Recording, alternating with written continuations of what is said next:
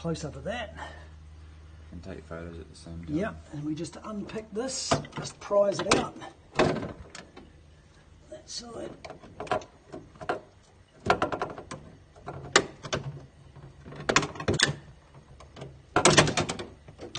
And that side, and there's our problem. See what happens?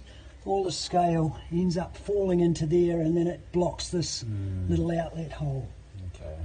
Alright. Yeah. So what we'll do, we can stop there. Feed a wire down through there. You need the water to disappear out of that tube, and then it's good to go.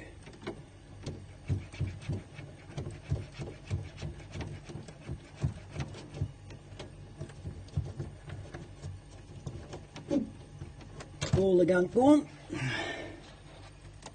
Has it disappeared? I think so. Doesn't look like it's there.